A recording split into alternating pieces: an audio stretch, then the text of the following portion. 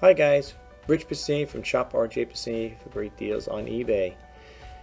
As a lot of you know who do follow me, I reside in New York, not New York City, and what you can see right now is the Empire State Building. They lit it up in red, white, and blue in honor of Memorial Day weekend, and I just wanted to talk a little about it. I just wanted to, share some information with you guys, and just share some information.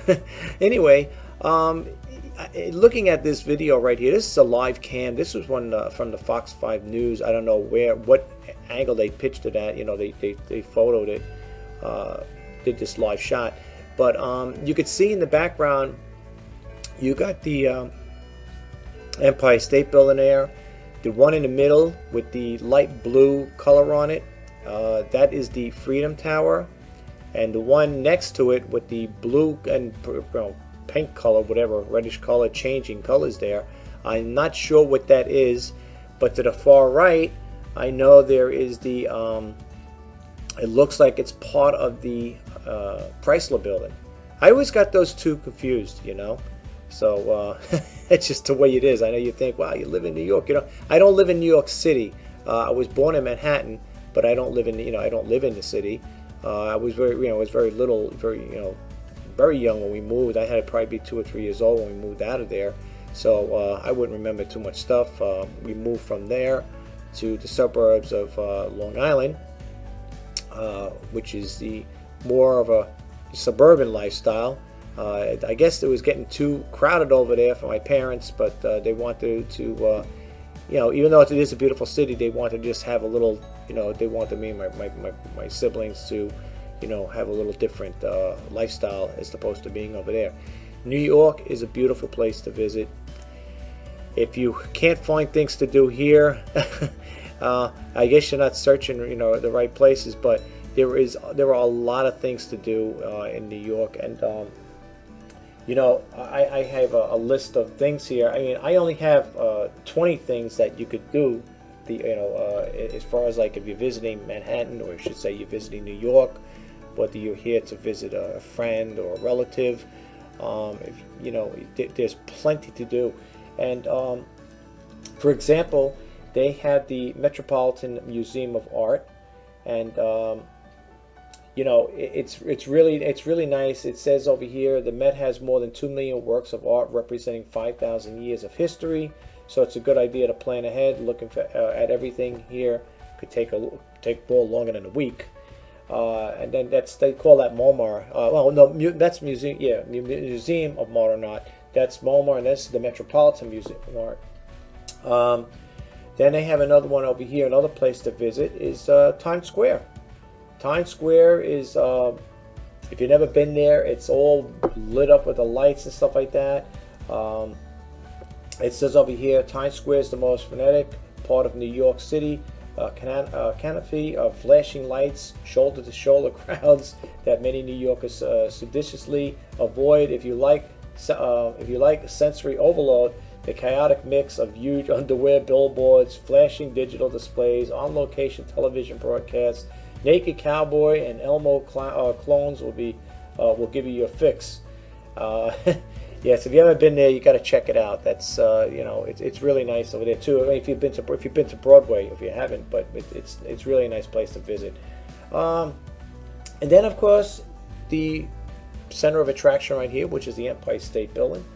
It says over here with the pencil slim silhouette recognizable virtually worldwide, the Empire State Building is an Art Deco monument to progress, a symbol for New York City, and a star in some great romantic scenes on and off screen.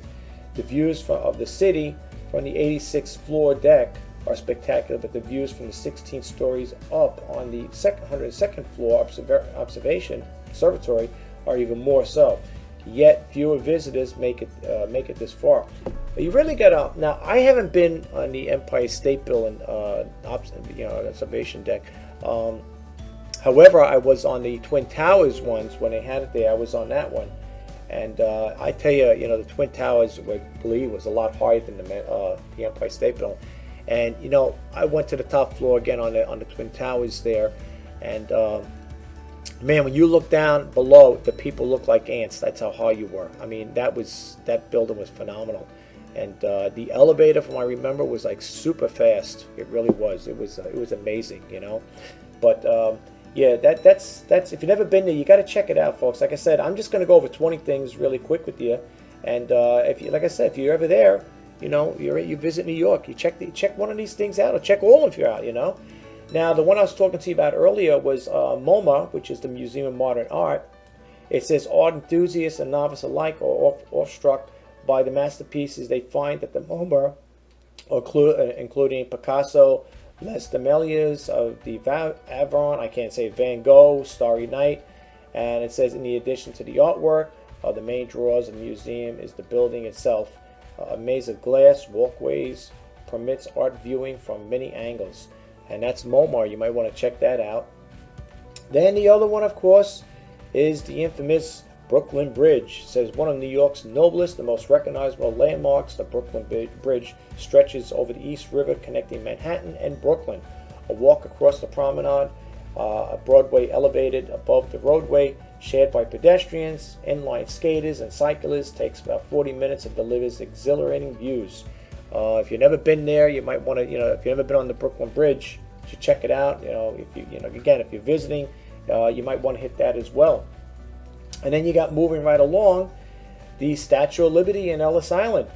It says over here, for millions of immigrants, the first glimpse of America was the Statue of Liberty, growing from a vaguely defined figure on the horizon into towering a stately colossus. Visitors approaching Liberty Island on the ferry from Battery Park may experience a similar sense of wonder.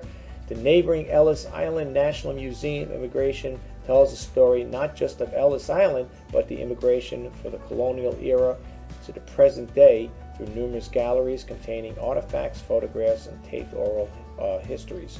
So you might want to check that out as well. Then going right along, number 7 would be American Museum of Natural History. I've been wanting to go here for such a long time, and I never got a chance to go, and kind of like bummed me out a little because I really wanted to see this here, and I never got a chance to go. Believe it or not, born and raised in New York, I never got to see the American Museum of Natural History. They did make a movie there. I can't remember it. I forget the actors there, but you might have seen it. I forget offhand who was playing. I think Robin Williams, was playing in that movie. And they actually, from what I understand, they actually shot it at the Museum of Natural History. And I never got around, like I said, never got around to check it out. Excuse me. The next one is again with this here, this is pertaining to the Museum of Natural History. It says the largest natural history museum in the world is also one of the most impressive sites in New York. 4 city blocks make up the American Museum of Natural History, 45 exhibition halls, which hold more than 30 million artifacts from the land, sea, and outer space. So if you like museums like I do, you might want to check this out. Even though I haven't been to this one, I've been to the other museums on Long Island where I am, but I haven't made it to that one yet. Going at number 8 is, of course, Central Park. Central Park is really beautiful, folks. If you've never been there, it really is nice. It's a combination escape hatch and exercise yard. Central Park is an urbanized Eden that gives residents and visitors alike a bite of the apple. The busy southern section of the Central Park from 59th Street to the 72nd Street is where the most visitors get the first impression, but no matter how many people congregate around here, you could always find a spot to picnic, ponder, or just take in the greenery, especially on a sunny day.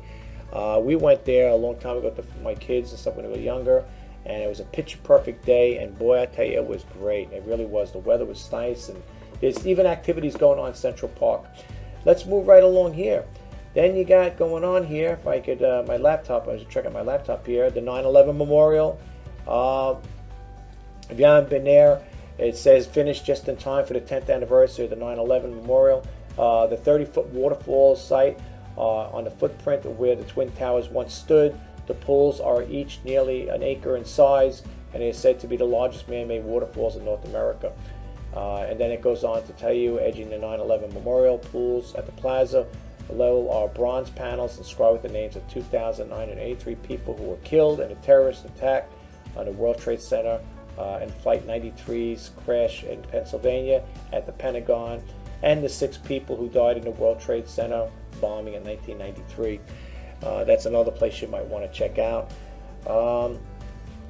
I'm running out of time here, so I want to try to move a little quicker here, folks. Then you got the High Line. It says, once a railroad track carrying freight trains, this elevated space running the Gaines Route Street and Meatpacking District at the Whitney Museum of Art to West 34th Street has been transformed to a wonderful retreat from the hubbub of the city. It's a long landscape walking park with plants, curving walkways, picnic tables, benches, and public art installations, and views of the Hudson River and the Manhattan skyline. The High Line is now one of the most visited parks in New York. It's in New York City. You might want to check that out. And going right along, you got the Whitney Museum of Whitney Museum of American Art, and then it talks a little about that. It's staying over here about in the early 2015. The museum, the Whitney opened the doors of the fabulous new Renzo Piano designed building at the Meatpacking District between the High Line and New York's beloved elevated park and the Hudson River. You could check that out as well.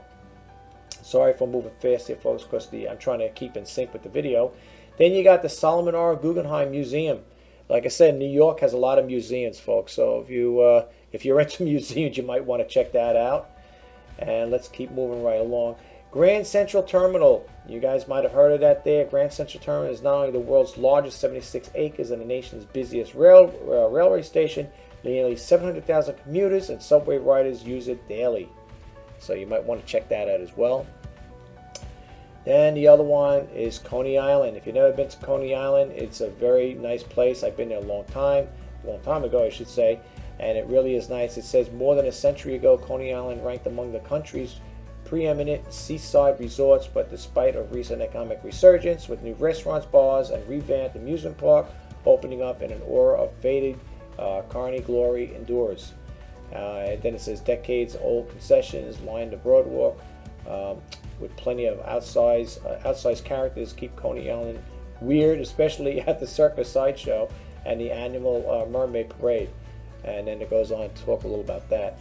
And then you got over here Staten Island Ferry. You can take that. It says every day 70,000 people ride the free ferry to Staten Island, one of the city's largest outer boroughs, and you should be one of them in Manhattan. You could check that out as well. And then going along here is the Broadway shows. If you haven't been to Broadway, you might want to check out the Broadway shows. Really nice. They got a lot of great shows going on there. And we got over here, last but not least, one of them is the pizza. It says, forget about the bagels, hot dogs. Pizza is New York's most beloved and iconic food. You can check them out. Then you got Brooklyn. And to talk about Brooklyn here, you're just taking a tour about Brooklyn. You could walk around the east. What is it there? The borough across there. It's like a walk around there. You can see it's by the East River. And then you got the Lincoln Arts Center for Performing Arts. And the last one, Washington Square Park and West Village. And folks, if you've never been out here, I just want to tell you got to check it out. I'm sure you'll have a lot of fun here. And if you ever do, drop us a comment. Let us know, that you've been here. But anyway, guys, I'm going to let you guys go. I'll talk to you next video. Bye-bye.